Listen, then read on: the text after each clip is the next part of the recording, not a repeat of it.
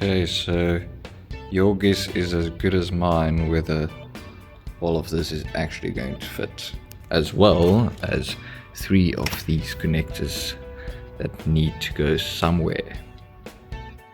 So not only are we tight for space inside the battery boxes, but outside as well. It is like struggling to fit in here, and this is without the lid, so we're going to have to cut some off.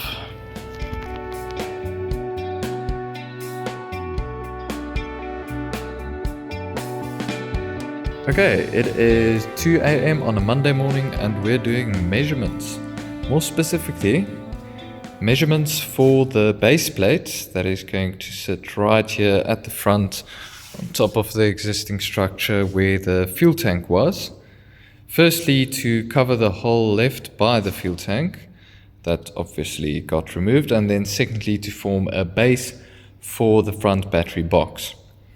It's basically just going to consist of a piece of metal plate that will be cut just for this, 3 millimeters thick roundabouts, and then on top of that some steel tubing, just to lift the battery box a bit and strengthen the whole structure. And then obviously the battery box just fits onto, or is attached, welded to the steel tubing. For the steel tubing, what Electric Classic Cars did is they had one running at the back, one running at the front, and then 2 running in between.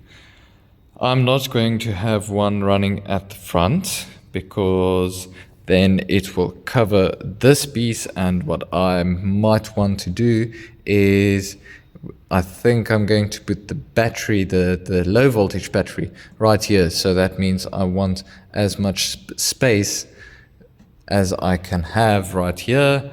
So I don't want a metal tube running across there.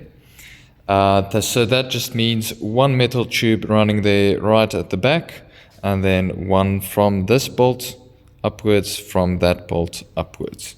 And the tube running there right at the back between those 2 bolts, well, I thought maybe it has some kind of important function, because if the vehicle ever gets into a crash, heaven forbid, then what you want is you want this tube at the back to ensure that the whole battery box moves upwards on top of this sheet metal of the vehicle, so that it doesn't penetrate through the sheet metal and then hit or hurt the occupant.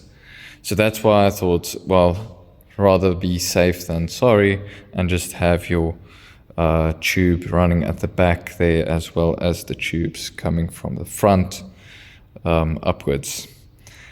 And as for the plate itself, right there at the bottom, we're having it cut to specification. So that's the measurements that I basically did just now, and let me show you how it looks. So you can see, well, firstly, that's the what I explained, where the battery will be, where I want as much space as possible. You can see here it comes in slightly, and that aligns with, if you look closely, you can see it does actually come in right there a bit. Pretty annoying actually, because that means you have to put the battery box further up.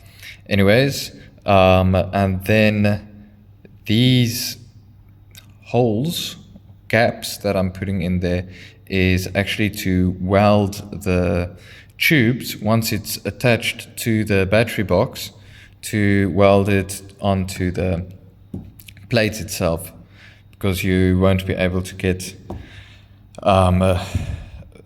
get to it from the side, so you'll have to weld it from underneath.